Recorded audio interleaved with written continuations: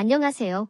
오늘 분석에서는 예멘 후티 반군의 이스라엘 벤구리온 국제공항과 미 해군 항공모함 공격이 중동 지역 안보와 글로벌 경제에 미치는 영향을 다각도로 살펴보겠습니다. 주요 내용은 다음과 같습니다. 1. 후티 반군의 역사적 배경과 최근 공격 패턴. 2. 미국-이란 이스라엘 삼각관계와 대리전 양상. 3. 홍해 해상로 위협이 글로벌 공급망에 미치는 영향. 4. 트럼프 행정부의 대응 전략과 한계. 5. 한국의 국익 관점에서 본 대응 시나리오. 먼저 이 데이터를 보시죠. 후티 반군의 공격 빈도가 최근 급격히 증가하고 있습니다. 이 그래프를 보면 2023년 10월 이스라엘 하마스 전쟁 발발 이후 후티의 공격이 급격히 증가했음을 알 수 있습니다. 지난 주말 후티 반군이 이스라엘 벤구리온 국제공항과 미 해군 항공모함을 동시에 공격하면서 중동 지역의 긴장이 또다시 고조되었습니다. 이 사태를 제대로 이해하려면 먼저 후티 반군의 배경부터 살펴볼 필요가 있습니다. 후티는 2014년 예멘 내전 과정에서 부상한 시아파 무장단체로 현재 예멘 수도 사나와 북서부 지역을 장악하고 있죠. 흥미로운 점은 이들이 단순한 지역 반군 세력을 넘어 중동 전체의 지정학적 게임 체인저로 부상했다는 겁니다. 특히 2023년 10월 이스라엘 하마스 전쟁 이후 이들의 활동 반경이 급격히 확대되었어요. 제가 수집한 데이터에 따르면 2023년 11월부터 2025년 3월까지 후티는 100척 이상의 상선을 공격했고 2척을 침몰시켰으며 4명의 선원이 사망했습니다. 이는 단순한 지역 분쟁을 넘어 글로벌 공급망 전체를 위협하는 수준으로 발전했음을 의미합니다. 후티 반군을 이해하는 핵심은 이란과의 관계입니다. 표면적으로는 독립적인 행위자처럼 보이지만 데이터를 깊게 들여다보면 이란의 영향력이 뚜렷하게 드러납니다. 이란은 후티에게 무기 기술을 이전하고 정보를 제공하며 이란 혁명수비대 쿠드스군 장교들이 후티의 자문 역할을 수행하고 있습니다. 그러나 이란 지도부는 후티에 대한 직접적 통제를 공식적으로 부인하고 있습니다. 이란 최고 지도자 알리 하메네이는 예멘과 지역 저항 단체들은 자체적인 동기를 가지고 있다며 서방의 주장을 큰 실수라고 일축했죠. 이란 혁명수비대 사령관 호세인 살라미도 예멘인들은 독립적이고 자유로운 국가라며 후티가 이란의 지시 없이 자체적인 전략적, 작전적 결정을 내린다고 주장했습니다. 하지만 제가 수집한 데이터를 분석해보면 후티의 주요 공격 패턴과 이란의 지역 전략 사이에 높은 상관관계가 있음을 확인할 수 있습니다. 특히 이란과 미국, 이스라엘 사이의 긴장이 고조될 때마다 후티의 공격도 증가하는 패턴이 뚜렷합니다. 이는 이란이 직접적인 군사 충돌의 위험을 감수하지 않으면서도 미국과 이스라엘에 압력을 가할 수 있는 대리전 전략을 구사하고 있음을 시사합니다. 트럼프 행정부는 올해 1월 취임 직후 후티를 해외 테러 조직으로 재지정했습니다. 이는 바이든 행정부가 해제했던 지정을 다시 복원한 것인데요. 트럼프의 대중동 정책 기조 변화를 보여주는 신호탄이었습니다. 더 주목할 만한 점은 2025년 2월 CBS 뉴스 보도에 따르면 트럼프 대통령과 국방장관 피트 헤그세스가 미군 지휘관들의 제약을 완화하여 전통적 전장 외부에서도 공습과 특수작전을 허용했다는 것입니다. 이는 미국의 군사 개입 범위가 확대될 수 있음을 의미합니다. 실제로 지난 3월 15일 트럼프 행정부는 예멘에서 대규모 공습을 개시했습니다. 이는 트럼프 취임 후 중동에서 진행된 최대 규모의 군사작전이었죠. 그러나 이 공습으로 사나와 사다 지역에서 민간인을 포함해 53명 이상이 사망했다는 보도가 있습니다. 이는 미국의 군사적 접근법이 가진 딜레마를 보여줍니다. 트럼프 대통령은 후티의 공격을 이란의 공격으로 간주하겠다고 경고했습니다. 이는 미국이 이란에 대한 압박을 강화하려는 의도를 보여주지만 동시에 에스컬레이션의 위험도 내포하고 있습니다. 미국 국방부는 후티 공격이 홍해 안보를 회복하기 위한 광범위한 작전의 시작이라고 밝혔습니다. 그러나 제 데이터 분석에 따르면 미국의 군사적 대응 이후에도 후티의 공격은 오히려 증가하는 경향을 보이고 있습니다. 이는 군사적 접근만으로는 이 문제를 해결하기 어렵다는 것을 시사합니다. 더 복잡한 지정학적, 외교적 접근이 필요한 상황입니다. 후티의 홍해 공격이 가장 직접적으로 영향을 미치는 분야는 글로벌 해운과 에너지 시장입니다. 홍해는 글로벌 해상 무역의 약 15%가 통과하는 중요한 경로입니다. 후티의 공격으로 많은 선박들이 아프리카 남부를 우회하는 더 길고 비용이 많이 드는 경로를 택하게 되었습니다. 이 데이터를 보면 후티의 공격이 시작된 이후 글로벌 해운 비용이 평균 27% 증가했음을 알 수 있습니다. 특히 아시아 유럽 노선의 컨테이너 운임은 최대 40%까지 상승했죠. 이는 단순한 물류 문제를 넘어 글로벌 인플레이션 압력으로 이어질 수 있는 심각한 문제입니다. 특히 에너지 가격 상승은 전 세계 소비자 물가에 직접적인 영향을 미칠 수 있습니다. 이 사태를 제대로 이해하려면 각 이해관계자들의 목표와 전략을 분석해야 합니다. 제가 수집한 데이터를 바탕으로 주요 행위자들의 이해관계를 정리해봤습니다. 후티 반군은 가자 봉쇄 해제를 요구하며 이스라엘에 대한 압박을 강화하고 예멘 내 자신들의 권력을 강화하려는 목표를 가지고 있습니다.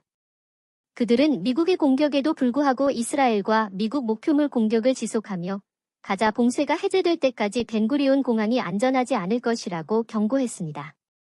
미국은 홍해 해상로 안전 확보, 이란 핵협상 복귀 압박, 중동 내 영향력 유지라는 목표를 가지고 있습니다.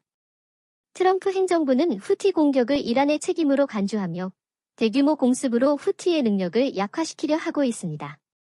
이란은 미국과의 직접 충돌을 회피하면서도 대리 세력을 통한 지역 영향력을 유지하고 제재 완화를 추구하고 있습니다. 이란은 후티와의 직접적 연계를 부인하면서도 미국의 위협에 대응할 준비가 되어 있다고 표명했습니다. 이스라엘은 안보 위협 제거, 이란 대리 세력 약화, 가자 작전 지속이라는 목표를 가지고 있습니다. 이스라엘은 후티의 미사일을 방어 시스템으로 격추하며 가자 작전을 지속하고 있습니다. 사우디아라비아는 예멘 내전 종식, 이란 영향력 견제, 미국과의 관계 유지라는 목표를 가지고 있습니다.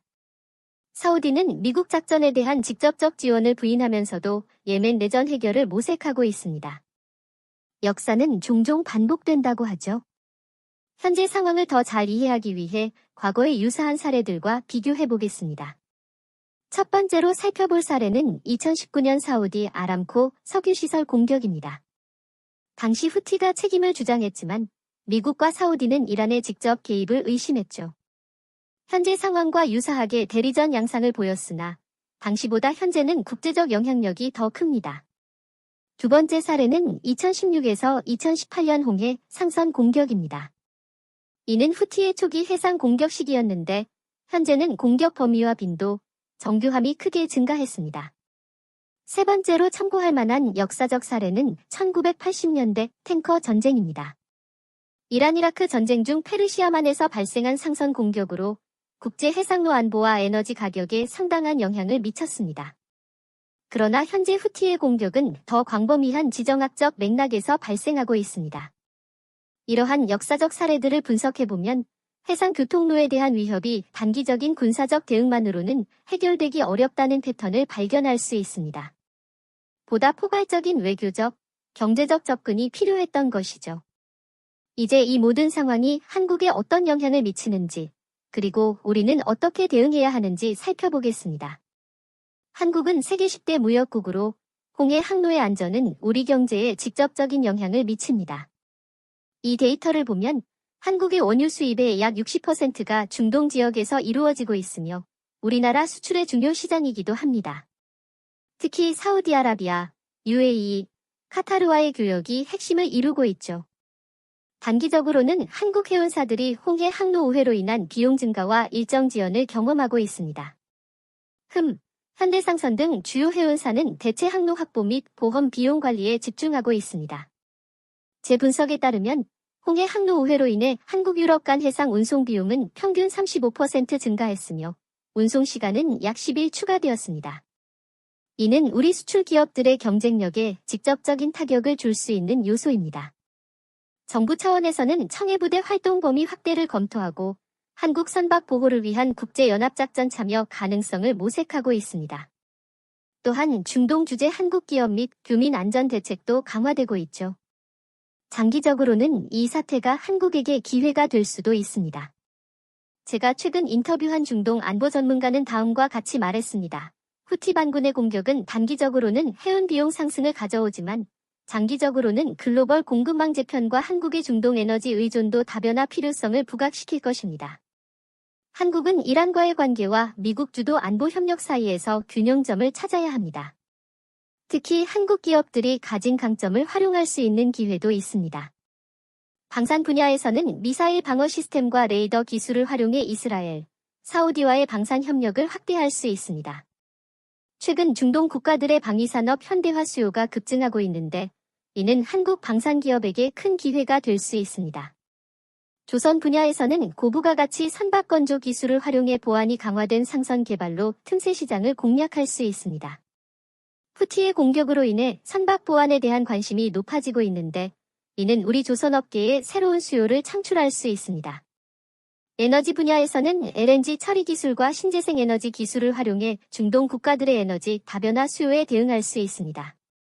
사우디아라비아의 비전 2030분이나 UAE의 에너지 전환 정책 등은 한국 기업들에게 좋은 기회가 될 수 있죠.